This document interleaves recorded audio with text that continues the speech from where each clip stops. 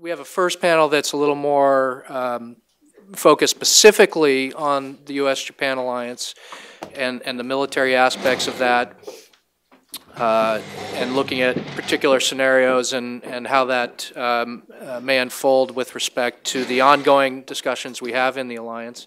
And then we'll have a second panel that is a little bit more regional in nature, looking at some of the issues Ambassador Armitage mentioned, historical issues, but also Southeast Asia and others. So with that, let me turn it over to our first moderator, Robert Zarate of the Foreign Policy Initiative.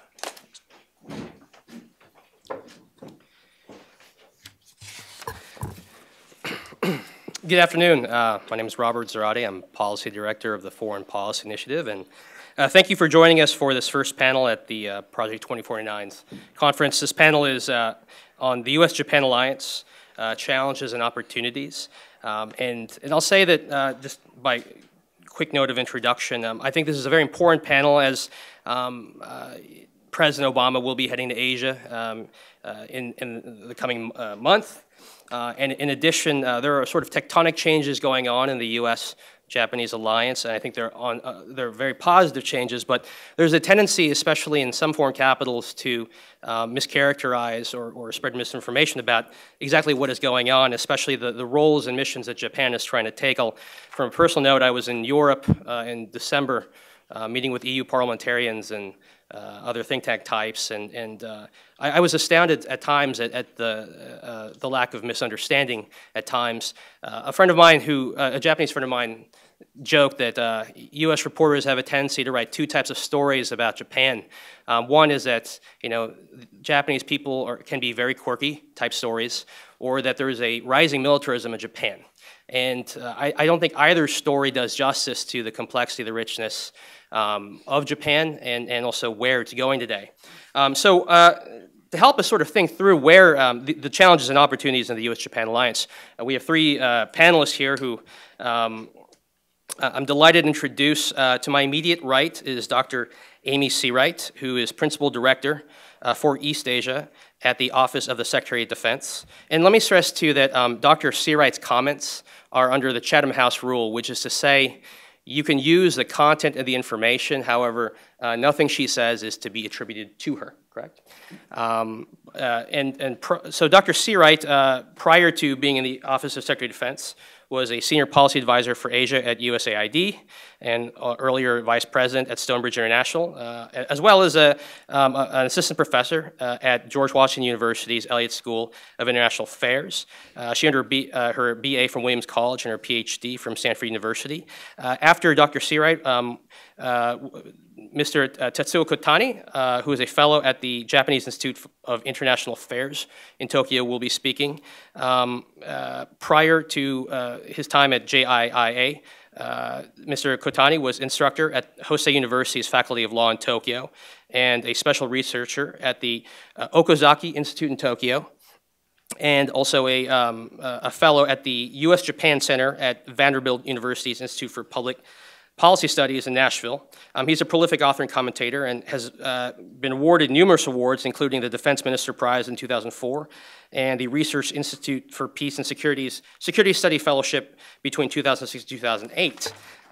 He was educated at Osaka Keio University, where he earned his BA and got his MA from Doshisha University in Kyoto. And he also, I should add, currently serves on Project 2049's International Advisory Board.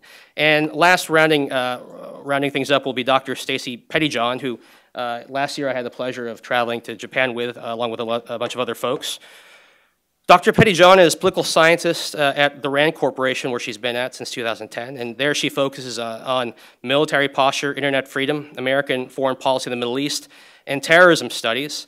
Prior to that, she was an adjunct professor at Johns Hopkins School for Advanced International Studies, and before that, a visiting instructor at Case Western University, and a peace scholar at the U.S. Institute of Peace. She's co-authored and authored many important studies, such as RAND's 2013 report, Overseas Basing of Military Forces, and she also co-authored with her husband, CSBA's Evan Montgomery, By Land, By Sea, Balance for a Complex Region in Foreign Affairs in July 2013. And Dr. Pettyjohn earned her BA from Ohio State in 2001 and her PhD from the University of Virginia in 2009. So without further ado, I'll hand it over to Dr. Searight. Thank you. I'm going to try to keep my remarks to 10 to 15 minutes, so we'll have plenty of time in the question and answer period. You know, we always say that the U.S.-Japan alliance is the cornerstone of peace and prosperity in the Asia-Pacific region. And, you know, I would say that this is not an overstatement. It's not an overstatement to say that strengthening the U.S.-Japan alliance is really the cornerstone of the rebalance to the Asia-Pacific. You know, we really can't meet the president's goals that he's articulated in the rebalance without strengthening our ties even further with Japan, because our alliance with Japan is critically important to U.S. leadership in the region. I'm going to echo some of the things that Ambassador Armitage said, but take a little bit more of a glass half full approach, in part because, you know, from a DoD perspective, we've really made tremendous progress with Japan over the past year in our efforts to strengthen the alliance. And two key milestones to note are last year in October, we held a historic 2+2 meeting in Tokyo with Secretaries Hagel and Kerry with their Japanese counterparts. It was the first time that 4 ministers of defense and of the foreign ministry ever met in Japan, the first 2+2 ever held in Japan. And beyond that, you know, we put out in our joint statement a very bold and ambitious vision for our future alliance. We talked about the U.S. and Japan being full partners in a more balanced and effective alliance in which the two countries jointly and ably rise to meet regional and global challenges in the 21st century. And even more specific, we talked about taking our alliance to a new level where it is more interoperable and has a more interoperable and flexible force posture that enables side-by-side and agile contingency response and crisis management. So I would argue that this is, you know, this goes beyond statements we've made before about where we really see our alliance going. And as part of that, the 2+2 also kicked off launched our effort to revise the bilateral defense guidelines, which we haven't done since 1997, and we pledged to complete the work of revising the defense guidelines by the end of this year, 2014. And we hope to use this process, and if I have time, I'll say a few more words at the end about our defense guidelines review process, but we hope to use it to modernize our roles, missions, and capabilities so that they're really able to meet the challenges of the 21st century. The second milestone to note is that in December last year, the governor of Okinawa, Governor Nakayama, signed the landfill permit for the Futema replacement facility, which allows us to proceed with construction of that facility. And this is really key to our plans for realignment of the U.S. Marine Corps forces on Okinawa.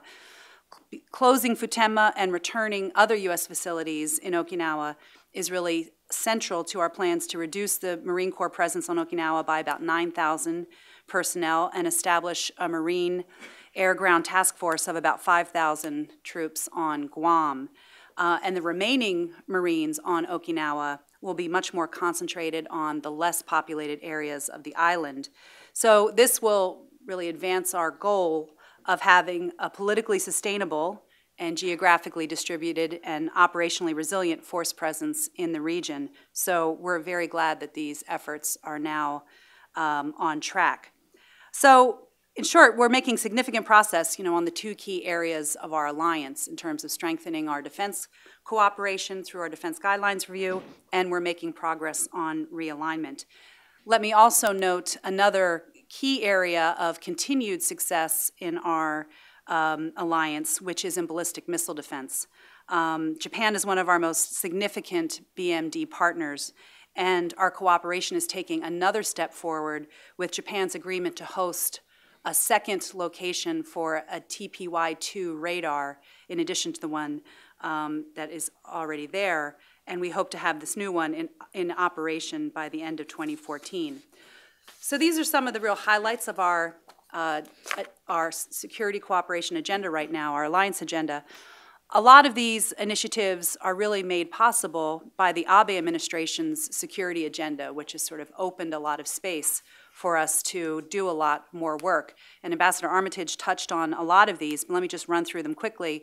You know, under the Abe administration, they have expanded the defense budget, although only slightly after years of decline, but they're targeting it towards acquiring new capabilities, including amphibious forces, and ISR capabilities. They've established a National Security Council, and they've issued their first ever National Security Strategy. They've put forth a new National Defense Program Guidelines, which spells out some of the capabilities they want to acquire, which I've already mentioned. They've passed a new Secrets Protection Act, which is really going to be very helpful for us in terms of our ability to share classified and sensitive information with our Japanese allies. And they're looking to ease restrictions on export of arms, the so-called three principles, which could really significantly enhance our defense industry cooperation, which has already taken a step forward with our agreement on F-35s, and this will make our alliance more interoperable and allow us to kind of pursue joint capabilities. And then finally, as you all know, the government of Japan is reviewing the legal basis for exercising the right of collective self-defense, which is, of course, recognized in the UN Charter as an inherent right of every country. And the Japanese government in the past has chosen has chosen to interpret its constitution as not permitting the exercise of this right of collective self-defense. But the Abe administration is studying this interpretation. And this obviously is a decision for the Japanese government and Japanese people to make.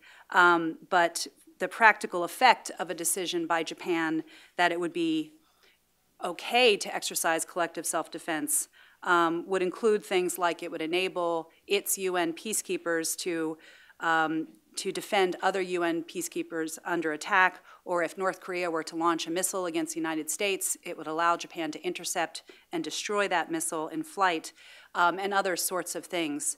So certainly, if, depending on the decision that Japan makes, it has the potential to expand the parameters under which we could have defense cooperation in regional contingencies, which, if that does happen, we would certainly look to capture in our work on the defense guidelines revision. And as we said in the 2+2 statement, the United States really welcomes these security initiatives of the Abe administration. It's a very ambitious, forward-looking security agenda, and it's been very good for our work on our alliance over the past year and going forward. We also appreciate Japan's efforts to be fully transparent in all of these initiatives, in particular, of course, collective self-defense, which is a sensitive topic for some of its neighbors. And Japan has been diligent in terms of making sure that it is sharing with the Republic of Korea and other neighbors its thinking on these issues. However, it's no secret that we are concerned, frankly, about the fact that Japan's relations with some of its neighbors, and in particular the Republic of Korea, are strained due to lingering historical issues, which again Ambassador Armitage touched directly on. The dynamic nature of this region, the kind of growing uncertainties in many ways, and the clearly growing threat from North Korea make trilateral cooperation among the United States, Japan, and the Republic of Korea more important than ever. I mean, simply put, trilateral defense cooperation between the United States, Japan, and the ROK is an essential element of deterrence against North Korea threats. So to this end, we are always encouraging a healthy and open trilateral relationship, in part because we are trying to facilitate better relations between our two closest allies in Northeast Asia. And so we continually look for opportunities where we can, the three of us can jointly participate in military exercises. And we also highly value our defense trilateral talks. We call them the DTTs. But this is a defense-led dialogue among the three countries that allows us to talk about important strategic issues. We promote cooperation. We also, it also is very valuable in promoting transparency between Tokyo and Seoul. And more broadly, an important part of our rebalance effort is to work more closely together with allies and partners, not just on bilateral defense issues, which was our focus in the past, but more broadly in trilateral and minilateral and multilateral frameworks, so that we can build greater strategic alignment and translate that into joint capabilities that advance regional security and prosperity. So this is really our vision for building a future security order in the region, to move beyond the bilateral hub and spoke system to something much more networked and collaborative and effective. Japan is really central to that vision. In addition to the US-Japan ROK trilateral, we have important trilateral dialogues with Japan and Australia and with Japan and India. But the United States-Japan ROK trilateral remains by far the most important building block for building the future regional security order in Northeast Asia and beyond. Let me just say a couple of words about our defense guidelines review. As I mentioned, it's the first time we've been revising our bilateral defense guidelines since 1997. The world has changed a lot since then. There are new frontiers, new domains like cyber and space, where new challenges and threats have emerged, and we're looking to enhance our cooperation. The region has also changed with the rise of China, rising tensions over maritime claims in the South China Sea and East China Sea, and an increasingly dangerous North Korea. And moreover, the alliance has already changed. So some of the concepts that came out of the 1997 revision are really already outmoded. For example, the idea of rear area support, which has long been sort of foundational in our alliance, I think it's time that we take a look at that. The idea that, the United States would be out in front and Japan would be providing rear area support in a range of contingencies.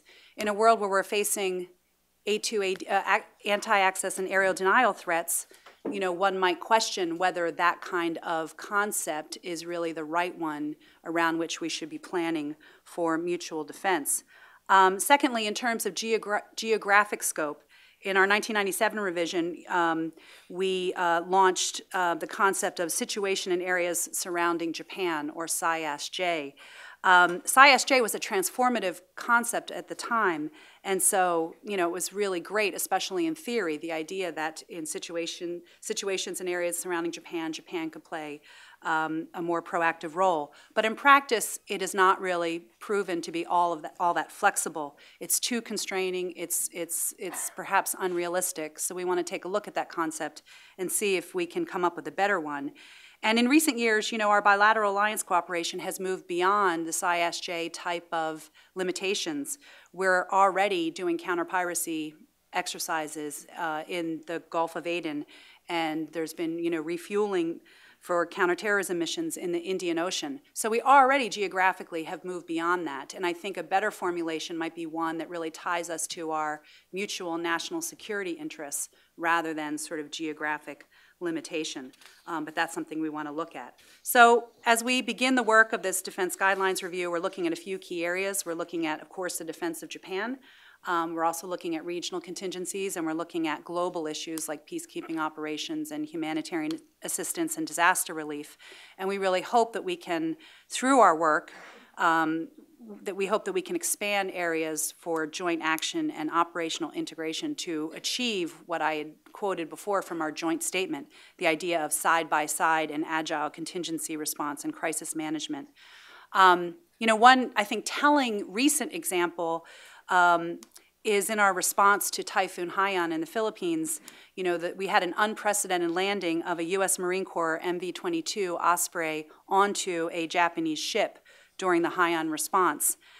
This really demonstrates our interoperability of the U.S. and Japan militaries and our ability to work jointly. And it's this kind of thing we would like to seek to increase our capabilities and our roles and missions so that we can do a lot more of this kind of thing going forward. The challenge we really face is that we have a lot of work to do, and we've targeted the end of this year to do it at the same time that Japan is making its decisions on things like collective self-defense. And so as Japan, that process seems to be taking a little bit longer than I think we initially thought it might. So it's sort of going to be pushing some of our really hard work, I think, towards the back of this year. So it's a very full agenda, and it will keep us very busy for the coming months. I'll stop there. Thanks. Dr. Searight, thank you. And I think in about 10 or so minutes, you gave quite an overview, synoptic overview of really historical developments in the U.S.-Japan alliance. So thank you. And again, a reminder, her comments are, you can use for attribution, you can use the content, but you can't attribute. They're Chatham House rule, as they say. Next, Kotani-san will give us the Japanese perspective on these developments. So please, without further ado. Okay, thank you very much. It's always good to be back in DC and see my old friends. And I'm gonna try to focus more on the challenges in the East China Sea and the implication for the U.S.-Japan alliance. Let me provide you a bigger picture first. What's going on in the East China Sea is about the regional order, not about the small islands. I understand what China is doing is, they are challenging the regional order based on the San Francisco Peace Treaty. San Francisco Peace Treaty is the basis for the regional order for many of us, but San Francisco Peace Treaty gave nothing to China. So China was always unhappy about it. And as China grows its power, China has started challenging the regional order. But China became assertive only in 2008. Although China was sometimes assertive in the South China Sea back in the 1950s, 70s, 80s, and 90s, except 1960s when they are busy with Cultural Revolution. But because the essence, the real nature of the Senkaku problem is actually the Taiwan problem. China claims Senkaku as part of Taiwan. So basically, the Senkaku issue is something to do with Taiwan. But China is okay as long as there's a status quo about Taiwan. So if there's no change about the status of Senkaku, that's okay for China. So the question is why China became assertive in 2008. The high tension surrounding the Senkaku has something to do with China's domestic politics. In June 2008, as you may remember, Japan and China agreed on the joint development of seabed resources in the East China Sea. But right after the agreement, Chinese hardliners started to criticize the Chinese leadership led by Hu Jintao and Wen Jiabao. And the person who led this hardliner was Zhang Yongkang. So the East China Sea issue and Senkaku became a hostage of China's power struggle, domestic power struggle. But as we all know, Xi Jinping is now kicking out Zhang Yongkang, and Xi Jinping is now gaining stronger control. So I would say the Xi Jinping can manage this issue more easily sooner or later. But at the same time, I don't think China will give up the claims on the Senkaku because Senkaku is, for them, Senkaku is part of Taiwan. So how we should manage this problem? Some people say, Japan should establish crisis management mechanism or crisis communication mechanism with China. But my sense is that, crisis management doesn't work with China, particularly in times of crisis. You might remember, you have the MMCA with China, but MMCA never prevented the EP3 incident, impeccable incident, and more recently the Cowpens incident. So don't put more emphasis on the crisis management. So all we have to do is to maintain the military balance that favors Japan and the United States. And we should close all the windows of opportunity in the East China Sea. So Japan's new National Defense Program guidelines is the answer to the challenges. I think the basic essence of the NDPG is Japanese version of A2AD vis-a-vis Chinese aggression. And the primary objective of the NDPG is to maintain the air and maritime superiority in the East China Sea and along the Japanese southwestern island chain. And the NDPG calls for the dynamic joint defense force. And the primary function for the dynamic joint defense force is the constant ISR in the East China Sea. This is very important to keep the situational awareness and which is critical for the rapid response and seamless response to Chinese assertiveness. Our primary weapons for sea denial is our submarine fleet. We will increase the number of submarines from 16 to 22. And because of China's submarine detection capability is still developing, primitive, our submarine can make a difference. And another important element in the NDPG is our ground troops. Some people misunderstand, to maintain naval and air superiority, we just need Navy and Air Force. But today, the ground troops also plays a very important role in maintaining the air and maritime superiority. For example, to maintain the maritime superiority, we need to deploy our ground-to-surface units wherever necessary along our southwestern island chain. And also to maintain our air superiority, we need to deploy our air defense ground units in the southwestern islands. So those ground troops still makes a difference. And we need to maintain the rapid deployment capabilities for those ground troops. And also, fundamental challenge for China's A2AD, or what China calls the counter-intervention strategy, is the how China can get the air superiority along the first island chain.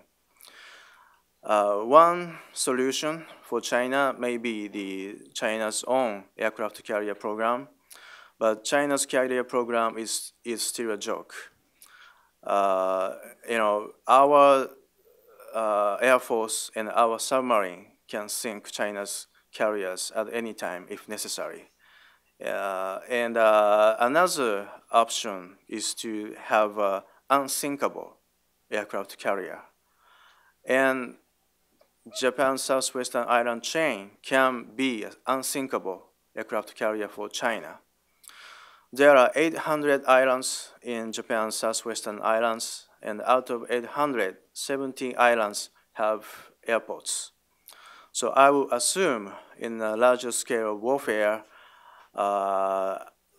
China will try to take some of them as air base. So we need to protect those islands, and if China takes them, we have to retake those islands. That's why we need amphibious capabilities. We will introduce a amphibious unit sooner or later, and we will purchase 52 amphibious vehicles. But I see some problem in this purchase of the amphibious vehicle. We are now trying to purchase American AAV-7, which is old and becoming, I would say, obsolete. And those AAV-7, for AAV-7, it's very difficult to operate under the coral reef environment when 85% of Japanese southwestern islands are covered by coral reef. So I think there's opportunity for Japan and the US to jointly develop a new capability, new amphibious capability.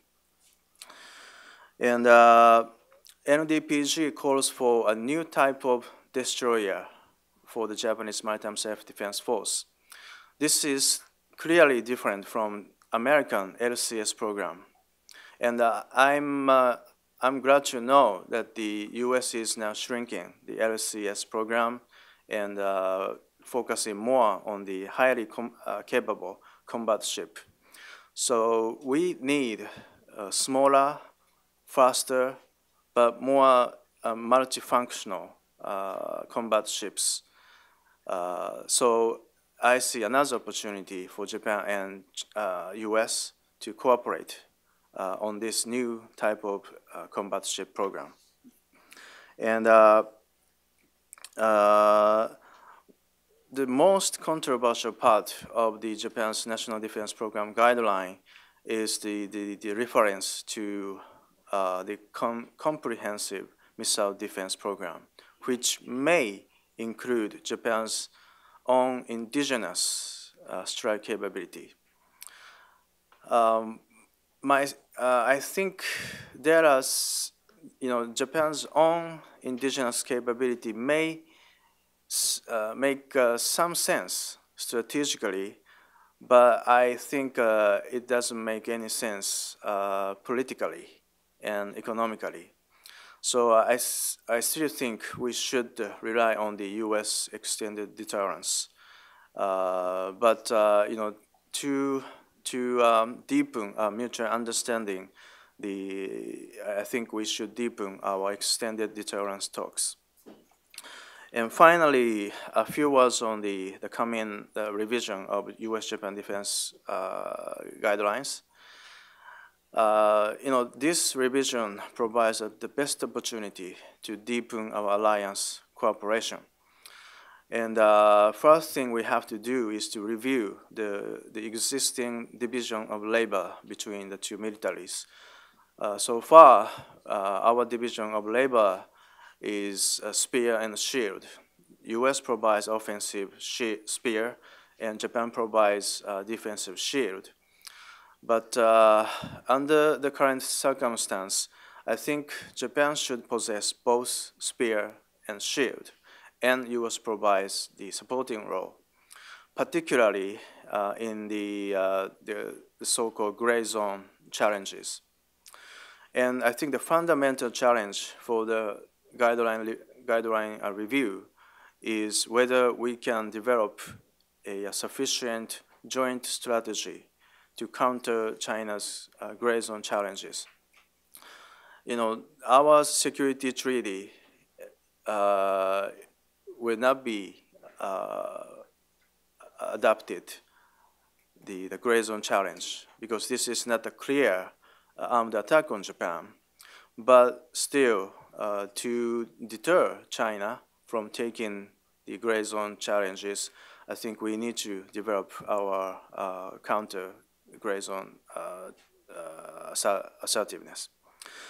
And, of course, we have to respond China's gray zone challenges to discourage, but at the same time, I think we should be creative enough to discourage China's assertiveness. We have to shape China's behavior, and to shape Chinese behavior, I think we should increase our leverage over the China's weakness. And China's weakness comes from the Communist Party's legitimacy. So if we can have leverage over the China's core interests, meaning the Taiwan, Tibet, and the Xinjiang Uyghur, maybe we can discourage China's assertiveness. So, last year Japan concluded the Japan-Taiwan fishing agreement. I think that can be one example. And today, some Japanese politicians are now discussing whether we should have a Japanese version of Taiwan Relations Act. I think we should continue this kind of discussion and send a message to Beijing that as long as China keeps the assertive behavior, we will discuss more about the leverage over the China's core interest. That's all I have. Thank you. Kotani-san, thank you for sharing your views. And third, let's turn now to Dr. Pettyjohn. Stacie, please. Thanks. I want to thank Project 2049 for having me here today. It's quite an honor. I'm going to focus on the current status of the United States force posture in Japan, which is clearly both important to Tokyo and Washington, but also more broadly, since, as Dr. Searight mentioned, it is a key piece of the U.S.'s rebalance to Asia. As all of you well know, one of the cornerstones of the U.S.-Japanese alliance is the presence of a significant number of U.S. bases and forces on Japanese territory. Since World War II, these forces have ensured Japan's security and enabled the United States to protect its interests in the region. While at one time the United States had dozens of bases on the Japanese main islands, today there are just a handful remaining. You have Yokosuka and Sasebo, the important naval bases that house the 7th Fleet, Misawa and Yokota Air Base, Camp Zama, Marine Corps Air Station Iwakuni, and Naval Air Station at Tsugi. Yet the bulk of the U.S.'s military presence, somewhere around 75% of its forces in Japan, are located on the island of Okinawa. For many years, concentrating U.S. forces on Okinawa was advantageous for the Department of Defense, given the island's strategic location, which provided it with reach into Southeast Asia. It's not clear that that remains true today, and Okinawa has also posed a number of different political problems for the United States, which continue to persist to this day. Today, the U.S.'s military presence in Japan faces challenges on a number of different fronts. China's growing inventory of long-range precision-guided munitions can increasingly threaten forward-stationed U.S. forces and bases. In addition to this military threat, the sustainability of the U.S. military presence is threatened by persistent Okinawan opposition to U.S. bases. Both of these are serious problems that need to be addressed, but they also provide an opportunity to create a more resilient U.S. posture over the long run and to bolster the U.S.-Japanese alliance. First, I'm going to talk briefly about the military threat, in particular the challenge posed by China's growing military capabilities. China is expanding its ability to hold U.S. forces and bases in Asia at risk by developing an arsenal of long-range, precision-guided ballistic and cruise missiles, which are a part of its so-called anti-access area denial strategy. These missiles have the ability to hit fixed targets like U.S. naval and air bases with pinpoint accuracy. Given that the Pentagon relies upon these forward bases to project power during a crisis, if they were to be shut down by attacks that cut runways, hit aircraft and naval vessels parked in the open, or targeted munitions and fuel storage areas, it could decisively shift the balance of power against the United States and prevent it from effectively intervening on the side of its allies during a regional contingency. In part, this is due to the fact that as the U.S. military presence in Asia has shrunk considerably from its Cold War peak, it has also become more concentrated on fewer and fewer number of increasingly large bases, which provide very lucrative targets for an adversary with precision strike capabilities. This problem is particularly acute for the Air Force and for bases which are located on the island of Okinawa, which is within the worst threat ring. But it also affects all bases throughout Japan, whether they are self-defense force bases or U.S. air or naval bases. The Navy often likes to think that it actually doesn't need bases, but that's not entirely true. Naval ships and submarines have limited magazine depth, and if there were to be a large conflict, they would eventually need to reload, which requires returning to a safe port. If the naval bases in Japan are not operable, that would mean sailing all the way back to Guam, which also may have actually been targeted by an adversary, which would then mean returning to Hawaii, which would significantly reduce the amount of combat power that they could generate in any sort of contingency. In short, bases are necessary for all of the U.S. military services to generate sustained combat power. Consequently, the United States and Japan are going to have to find ways to mitigate the threat posed by Chinese missiles, which in turn would strengthen deterrence and enhance crisis stability.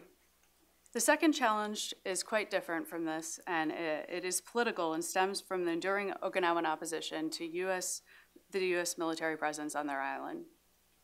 Okinawa's hostility towards American bases stems from the World War II legacy, the island's pacifist culture, and a variety of grievances that accumulated during the American military occupation, which lasted until 1972.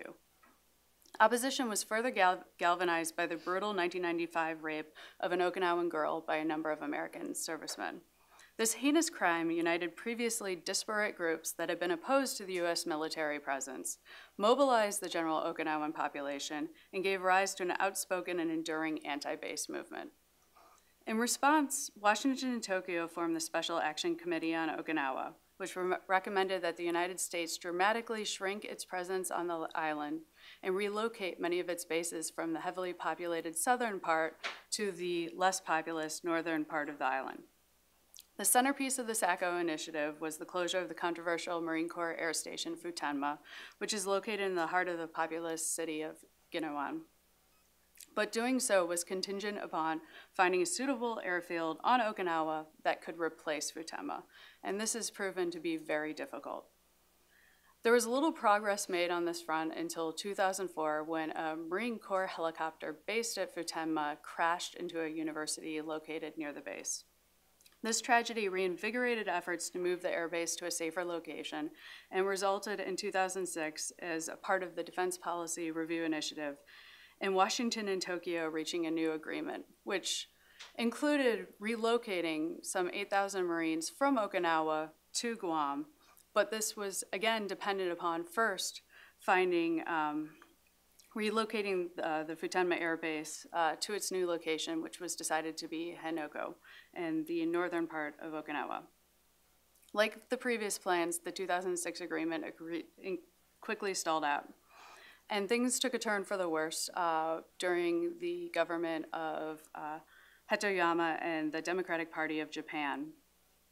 During the campaign, Hatoyama had promised to actually remove the airbase from Okinawa entirely. And this raised the expectations of many of the people on Okinawa. When he failed to deliver on this promise, it actually brought down his government in Tokyo. But on Okinawa, his broken promise hardened local opposition to the Henoko plan. And this has had a residual effect that is still felt today. Because of the fallout during the TBJ government, Prime Minister Abe has prioritized enhancing U.S. military ties, and a key part of improving the relationship with Washington has been focusing on actually getting the landfill permit, which was needed to begin construction of the base on Henoko. Consequently, the Abe administration put tremendous pressure on Okinawan Governor Nakima and other Okinawan LDP members to support the Henoko plan and approve the landfill permit in 2013. This was important because he wanted to get the permit signed before there was an election in the city of Nago in northern Okinawa, which is where the new base, the Futenma replacement facility, is supposed to be located. Tokyo sweetened the deal by pledging to allocate 300 billion yen annually for some 7 years to bolster the Okinawan economy and promised to enforce stricter environmental controls over U.S. bases. As a result, on December 27th, Nakima granted the permit, which was needed to construct the airbase at Henoko. But after the fact, he has made it clear that he did so only under duress. The Henoko landfill permit is the first concrete step towards closing Futenma, which took over 17 years to realize. This is an important and positive development for the United States and Japan alliance, yet the landfill permit is the beginning of the process of closing the Marine Corps Air Base, not the end.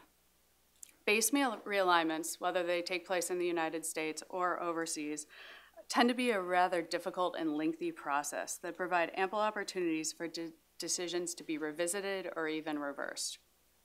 The construction of the Futenma replacement facility has a particularly drawn-out timeline.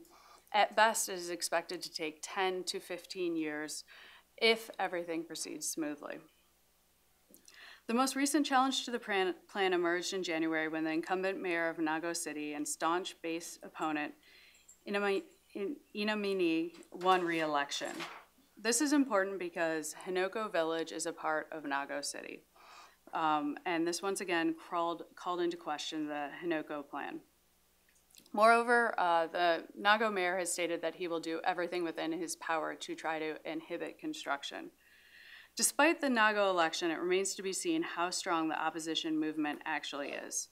There clearly is a hardcore constituency against the base, and a majority of voters in Nago City are opposed to the plan. But there's a difference of opinion between those who live on the west and east coasts of Nago City. Moreover, the mayor can be a hindrance, but he does not have the authority to actually overturn the development of the base in Hinoko. The next major political test will be the Okinawan gubernatorial elections, which are slated for this fall, when Nakima is expected to retire. Today, Tokyo and Washington are adamant that the current plan is moving forward, but it is far from an entirely resolved issue. So far, my comments have been not given too much reason for optimism, but I think that the current situation actually provides the United States and Japan with opportunities to strengthen the alliance while increasing the political and operational resiliency of the U.S.'s military posture. First, to address the military threat, American and Japanese forces are going to need to deepen their cooperation. One way to counter the missile threat to bases in Japan is through dispersal.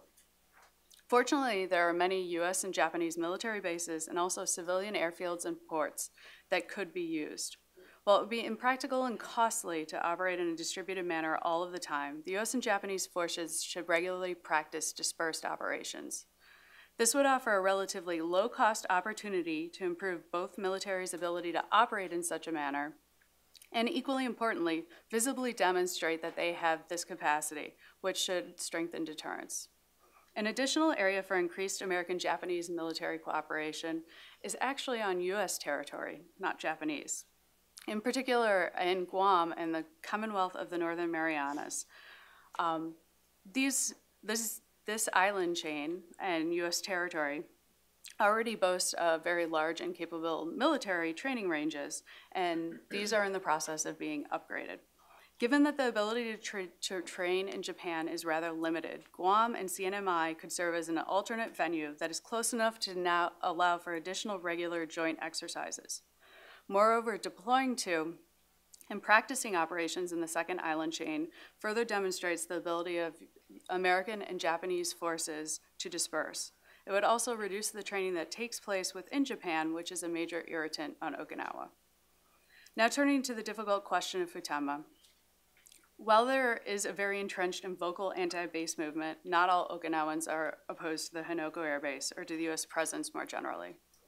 In fact, some believe that there is a pro-base constituency that supports the Futenma replacement facility and the U.S. presence because of the financial benefits that they will reap. The struggle between the largely silent pro-base faction and the very vocal anti-base movement on Okinawa will ensure that Futenma remains a source of tension in the U.S.-Japanese alliance. Consequently, as long as Tokyo and Washington remain committed to Hinoko as the location for the new air base, U.S. and Japanese policymakers need to avoid complacency and realize that it will take significantly more time and effort to complete the move to Hinoko. Therefore, it is essential that they take steps to ensure that if any protests do occur, or any protests that may occur, that they do not become violent, and they spend considerable time right now working to win over the silent majority in Okinawa. There are no easy solutions to either the military or the political threats to U.S. bases in Japan. Yet this situation presents the United States and Japan with the chance to strengthen the alliance while also making the U.S. military presence more politically and operationally sustainable. Thanks, Stacie. Just to sort of recapitulate, I think these three speakers have helped put into perspective why we're here today, because the U.S.-Japan alliance, as Dr. Searight said, is a cornerstone of U.S. strategy and posture in the Asia-Pacific, Indo-Pacific and Asia. And if the United States were not in Japan today, if we didn't have this alliance, it would be difficult for the United States, if not impossible, frankly, for it to project power. We're at a moment here where, we get this right, this sort of U.S.-Japan alliance 2.0, if you want, whatever you want to call it. But if we get it right, we'll have the force posture, the strategy, the resources to deal with pretty much any challenge that might be in the offing, including in the East China Sea, the South China Sea. But if we get it wrong, I think Stacie alluded to these issues. We will have a force posture, especially basing that's ill-prepared. We may have increasing misunderstanding within the alliance. Kotani-san alluded to the issue about extended deterrence and the pressure that in potential changes to the U.S. nuclear arsenal could place on Japan and force it to get what's called enemy-based strike capability by some. And so I'd like to proceed this way, pose a couple questions, and then I'd like to open it all to you in the audience as I think we'll also learn a lot from you and your questions. So the first question here is for Dr. Searight. Tomorrow, I believe, Secretary Hagel and General Dempsey will be on the Hill unveiling the defense budget for fiscal year 2015. We're now at sequester level spending, and looking down the line, unless the United States changes the current trajectory of spending under law, we're looking at best, real a stagnation in defense. We roughly about $1 trillion over 10 years are being cut, but in real terms, now that we've cut about, I think, 5–10% cumulatively over the last few years, it's really going to bottom out. It's going to place increasing stress on the other combatant commands. So could you maybe talk a little bit about your worries going forward if sequester level cuts continue, the extent to which the U.S.-Japan aspect of Pacific Command can be sheltered from these cuts, and really what's at risk if we don't get this right? Well, despite the Chatham House rules, I don't want to make news ahead of my boss tomorrow on the Hill. So I don't want to go into any too great detail, but I mean just in terms of sort of top line where we are. First of all, we've gotten a little bit of relief from sequester, for now, but sequester cuts could kick in going forward, and it has indeed, been caused some painful cuts that have hurt some of our readiness, some of our ability to do multilateral exercises and other things. However, the Secretary of Defense, following guidance from the President of the United States, is 100% committed to the rebalance. And prior to this secretary, the previous secretary was. And so, all along the way, we've made commitments that we have kept and will continue to keep, which is that we are going to prioritize our investments in capabilities and concepts that prioritize the Asia Pacific. I mean, when we look at investing in future capabilities, for example, we are focused on the capabilities that are going to be most relevant for the Asia Pacific. We are deploying new capabilities first to the Asia Pacific region. P3s have been deployed to Japan already. I mean, there's a long, the LCS to Singapore. There's a long list of things like that that are going to continue. So it's not. I don't have a great answer for you, and I don't want to give you too much of an answer, ahead of Secretary Hagel's hearings. But I don't want to be too rosy-eyed about this. It does make it more difficult to do everything we want to do, but the commitment is there, the prioritization is going to continue, and so we are going to be able to, maintain what we have set out to do in terms of all of the work we're doing to transform our alliances, to increase our deterrence capabilities, to be much more multilaterally engaged and much more engaged with a broad range of countries in the region to advance our objectives. Thank you, Dr. Searight. Kotani-san, you had mentioned how potential changes to the U.S. extended deterrent over Japan, and to just speak simply, the potential further cuts to the U.S. nuclear arsenal could change Japanese thinking in terms of how it defends against ballistic and cruise missiles. You had talked about the possibility of the term I'd heard was in the press, enemy-based strike capability. Could you talk a little bit about the changes that you see, from your perch in Japan? How do you see, in the aftermath of the Berlin speech that President Obama gave last year, talking about cutting the U.S. arsenal to as low as 1,000 warheads, what is the Japanese view about where the extended deterrent is going, and what's your sense of how clear sort of a line of communication there is between the U.S. government and Japan on extended deterrence? Okay, I think there are, there is not a unified view on the future of U.S. extended deterrence in Japan. Some people say, the reduction of U.S. nuclear arsenal may hurt Japan, particularly when China is increasing and modernizing their nuclear weapons. And other people say, one of the reasons why Japan needs to develop its own indigenous strike capability is not because we lose the credibility in U.S. extended deterrence, but to complement the U.S. extended deterrence. Because, sometimes, the third country may find a, window of opportunity to decouple U.S. and Japan. For example, North Korea may try to launch a missile vis-a-vis Japan, but North Korea at the same time makes an announcement that this missile is just targeting Japan, and North Korea has no intention to escalate this attack either to South Korea or U.S. Then Japanese people may feel very much worried. So if we have our own strike capability, third country cannot decouple Japan and the United States. We have discussing this kind of issue, but overall, I think the Japanese defense planners still maintain the credibility and the U.S. extended deterrence.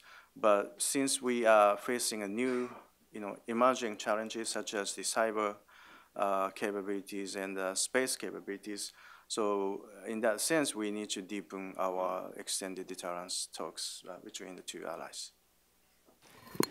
Kotani-san's comments about the growth of China's cruise and ballistic missile capabilities leads me to Dr. Pettyjohn and her comments about the vulnerability of U.S. bases, the need to harden, disperse, etc. From your perch, do you feel that these issues are getting adequate attention? I mean, base issues may not always be the sexiest topic to talk about because they're very logistical and they're often very long-term. But whether you're talking about the executive branch, the Pentagon, or Capitol Hill, are you seeing adequate discussion on that issue? I think that definitely within the Pentagon and within, I'm sure between Washington and Tokyo, there are discussions that are going on, and they're deeply considering these issues, and there are lots of studies going on trying to determine the way forward, because there isn't a simple solution. There's no golden bullet that's going to completely remove this vulnerability and ensure that U.S. and Japanese forces are safe. There's going to be some compilation of different measures, either active and passive defenses, that need to be taken, and that needs to still be figured out to a certain extent. I am a little, I didn't actually go to the issue of hardening specifically, given how expensive it is, because if there really is a third challenge to the U.S.'s presence in Japan or overseas, more generally, it is the budgetary challenge that DoD faces today.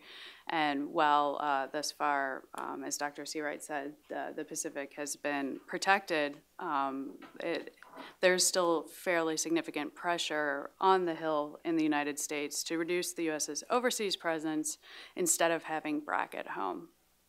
And hardening is an extremely expensive proposition. I also think that it could potentially be politically sensitive in a nation like Japan, certainly in a place like Okinawa, where the population is very attuned to what's going on at the bases and sensitive to the notion that they could be targeted.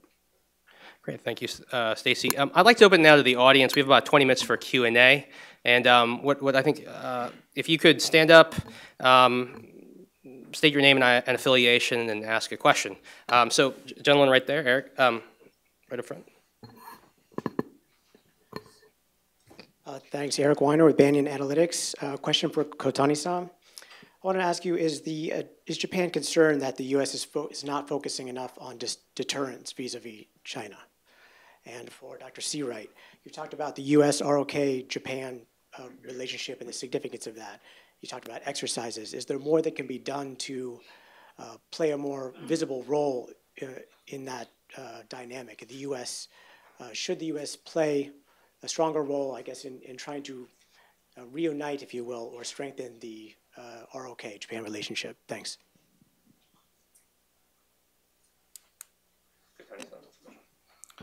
Thank you. Regarding the high intensive threat, I think Japanese defense partners still believe deterrence should be working, but the problem is low intensity conflict, particularly the gray zone challenge. We are not sure whether the deterrence is working or not, because China is just increasing their creeping expansion. So in that sense, as I said previously, I think we need to develop a joint strategy to counter China's cohesion. Yes, and in answer to your question, which is a tricky one, but first of all, from the DoD perspective, we do tell our senior leadership pretty much at every meeting or opportunity does encourage both sides, the Japanese and the Koreans, the Republic of Korea, not to take steps that will exacerbate tensions or further strain relations, to try to be forward-looking, to try to take steps that might improve relations or not exacerbate historical issues. So we do carry that message because, as I said, trilateral defense cooperation is so important to us.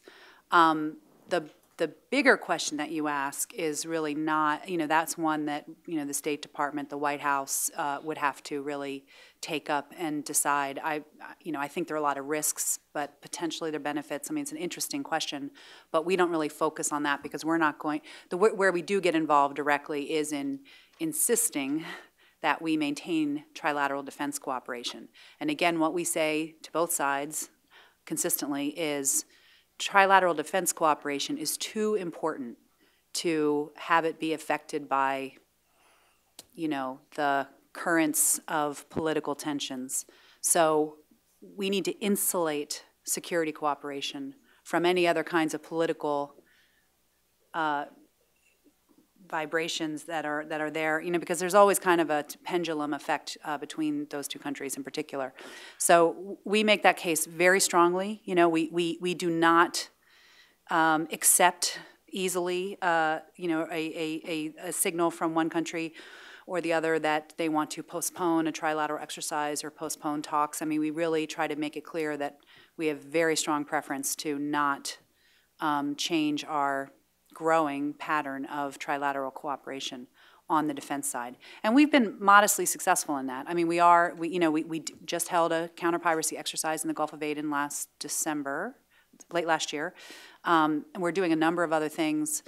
We are planning to host the defense trilateral talks this April in Washington, D.C.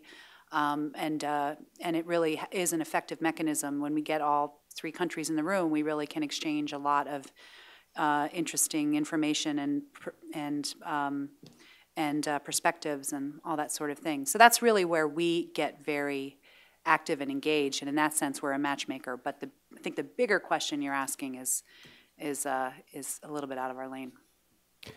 Dr. Searight, just to add to that quickly, Japan and South Korea were really close to concluding an information sharing agreement, basically an intelligence sharing agreement, and that unfortunately got derailed. And so just quickly, do you see that as a possibility at any point? Can this trilateral engagement somehow put that train back on the tracks? Yeah, it's interesting you asked that. I mean, so it is something that we very much advocate, is to have information sharing between Japan and Korea. Of course, we have JIIAs, we have these information sharing agreements with both Japan and Korea. So the key is to have one between the two of them, and then we can trilateralize our information. But yeah, we are looking at creative ways that we might be able to have arrangements that would allow us to share more information within the trilateral framework. We're not there yet. We have a lot more discussion to do, but it is an important topic that we raise at every trilateral opportunity. Thanks. Next question, please. Sir? Ian, right up front.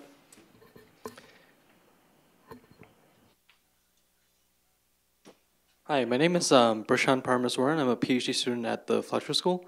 So two questions related. My focus is on Southeast Asia, but obviously since the U.S.-Japan alliance is a cornerstone in terms of the security of the Asia-Pacific, it's sort of all related. Question first to Kotani-san.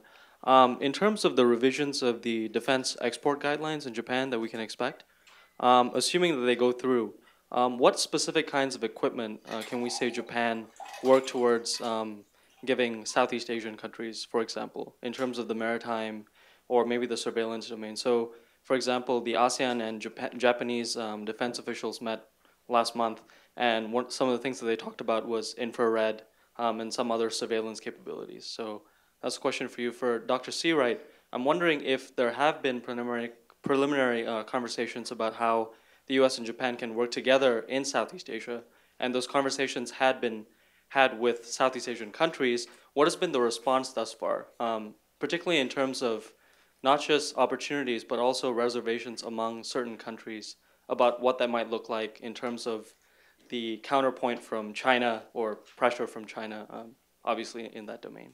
Thanks. Thank you. For the capacity building program for Southeast Asia, I think we are now starting from a very low profile level. We are helping those countries can develop the Coast Guard capabilities.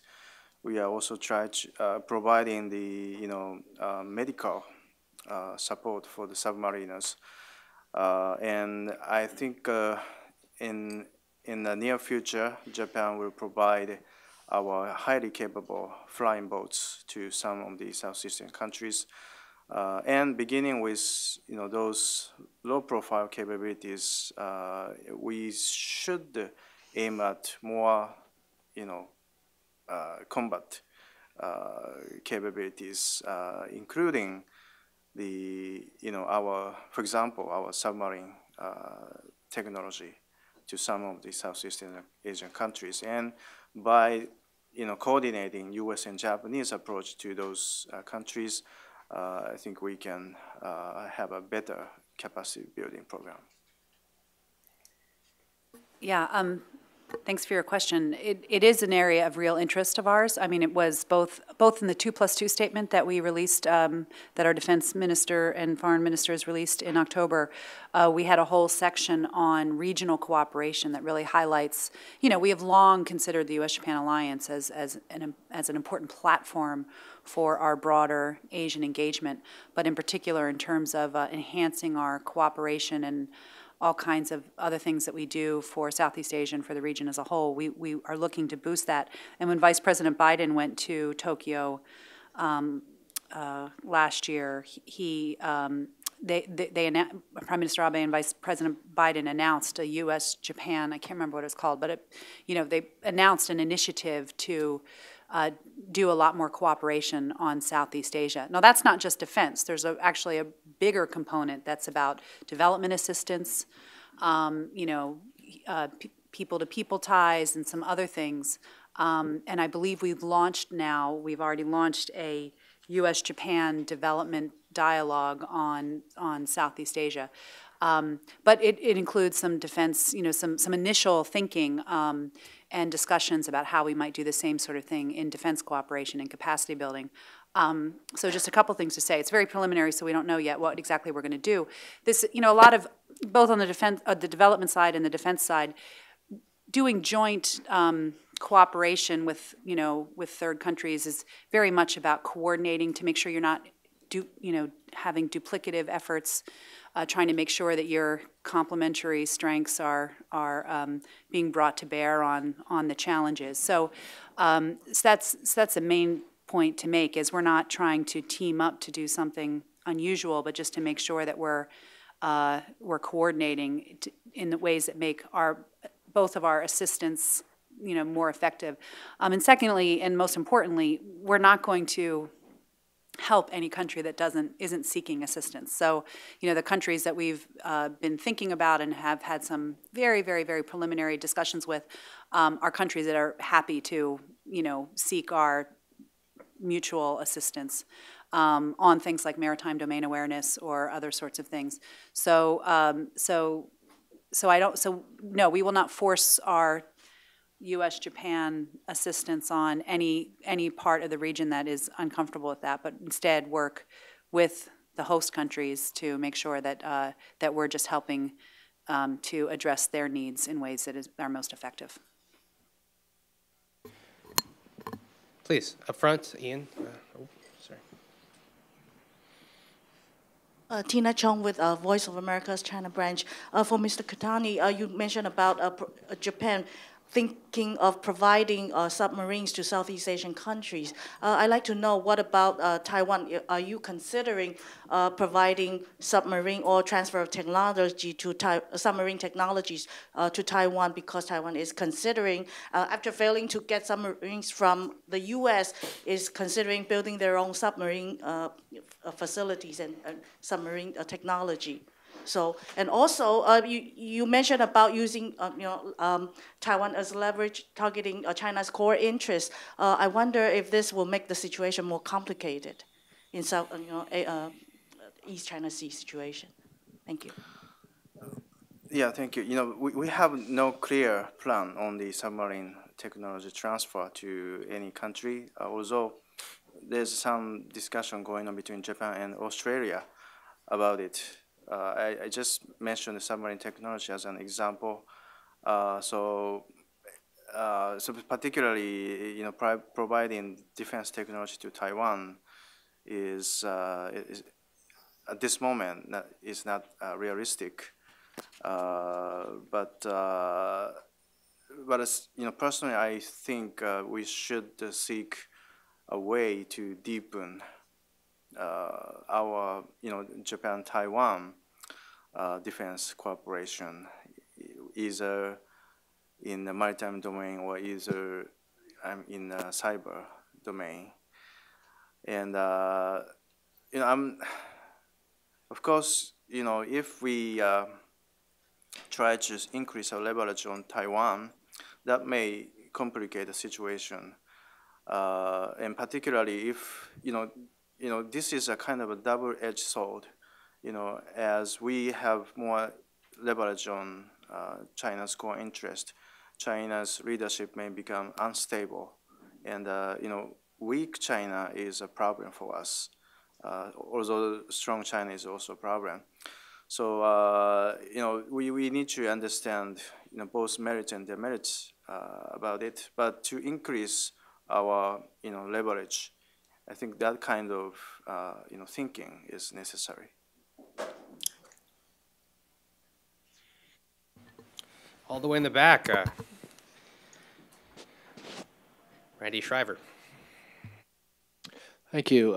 Maybe for Stacie or really anyone, one of the interesting things is, as you are involved in alliance management, there's a number of policy discussions that are ongoing, that are sort of all happening at once. There's in our system QDR, there's budget, there's ongoing discussions with Capitol Hill in Japan, its guidelines and other legislation. So all this is going on, but there's also a strategic discussion about what our what's the appropriate future strategy that seems related, but in a lot of ways somewhat detached. This discussion about air-sea battle versus offshore balancing, offshore control, and our friend Bridge Colby, who's on the next panel, has been in the heart of this. But I wonder if this is going to impact alliance management anytime soon, and how that might impact it, particularly if the momentum gets behind sort of more of the offshore control side of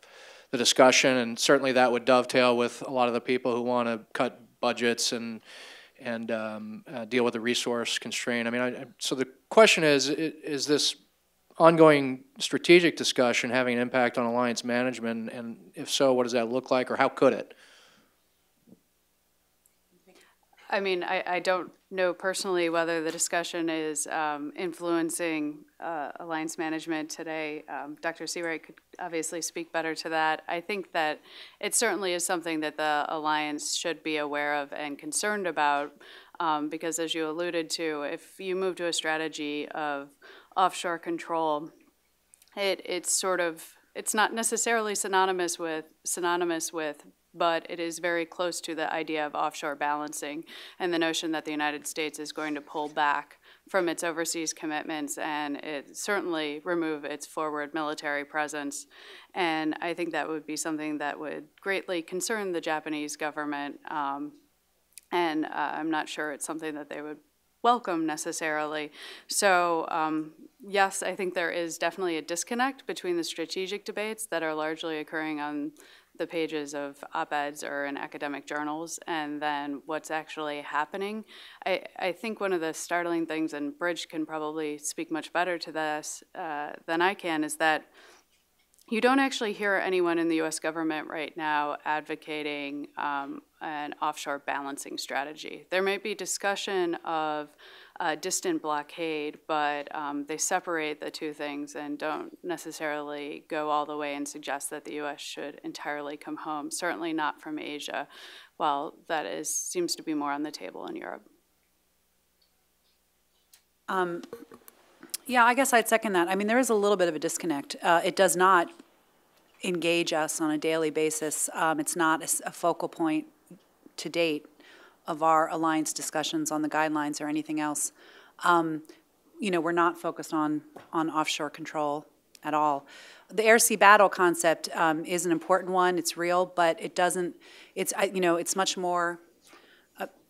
It's much more kind of military to military kind of discussions. So it's quite possible that our uniform colleagues are having discussions, but at the policy level, it hasn't bubbled up or down or whatever the right metaphor is. It may at some point, but I think right now, within the Pentagon, it's being used much more in discussions about acquisitions and technology development, and then within the services. And again, it hasn't been kind of framing our strategy. We don't really see it as that kind of strategy, which that may be a good thing or a bad thing. I think it probably will come into play more going forward, but it really hasn't to date. I think we have time for about one more question, and sir, please. Michael Yehuda from GW. This is a question perhaps any one of the panel might want to take up. Over here, we're very concerned about anti-access area denial as exercised by the Chinese side. But presumably if we look at it from the other way, insofar as the Chinese seek to enter the Western Pacific and beyond, they must go through straits that are either between Japanese islands or very close to them, and they would be extraordinarily vulnerable, wouldn't they? So I wonder how far the dispute over Senkaku is related in some sense to the Chinese desire to ease their access, if you like, to the Western Pacific, in the sense that if they could establish a degree of legitimacy over it and delegitimize the Japanese side, would this have an effect? Well, it might have an effect on Taiwan, but at the same time, would this be seen as easing the longer-term prospects for China to reach the Western Pacific? And just exercising moderator's prerogative here, just to add to that question, what is the Chinese, your sense of the Chinese strategy in terms of advancing its claims, its declaration of an ADIZ, Air Defense Identification Zone in the East China Sea, which covered the Senkaku, and the possibility that it might do so in the South China Sea, that Danny Russell and Evan Medeiros very publicly slapped down in the press and on Capitol Hill. What is the strategy to add to that gentleman's question? Well, I think in Chinese mindset, Senkaku, the best option for Senkaku is to maintain the status quo. So as long as Japan does not construct anything or put people on it, that should be fine with China. And for China, the number one concern is the Japanese and American daily surveillance in the East China Sea. For example, China's maritime activities, including the submarine activities, are all detected by Japanese and Americans, and they know it. So they want to deny our surveillance, particularly in Chinese EEZ, China's claimed EEZ. They claim almost 90% of EEZ, East China Sea as their EEZ. So the declaration of ADIZ is one effort to deny the Japanese American surveillance.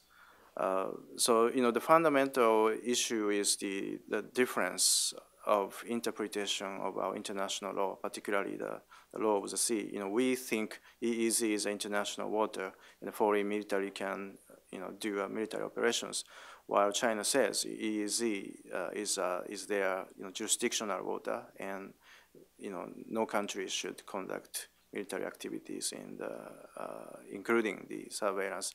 So as long as this difference continues, competition over the surveillance will create tensions and crisis. I'll just take a quick stab at your question, Professor Yehuda. I don't know what Chinese primary motivations are in terms of their strategy in the Senkakus. I mean, you hear different versions. Some people think it's really about natural resources. Some people think it's really about national pride. Some people think it's really much along the lines that you said, that they really want to get out to the first island chain, and that will give them greater access. I think, if it is, certainly if the Chinese really did establish full control over the Senkakus, I have no doubt that would be helpful to them in terms of their ability to get access into the Western Pacific. But I think the bigger effect, if we were to wake up one day and find that reality, would be the fact that they were able to push Japan off of their claims and perhaps show some seams in the U.S.-Japan alliance in the process. I mean, to me, that would be a much bigger effect than the fact that they actually then have control over the Senkakus. But people disagree about that. Well, I hope you'll all join me in thanking the panelists here for their discussions about the challenges and opportunities in the U.S.-Japan alliance. As we all know from the security environment in Asia, this is probably just going to continue being a very important topic. We'll see what the year brings in terms of Chinese behavior in the East and South China Sea. So thank you again for joining and coming out also to you all, and thank you to the panelists.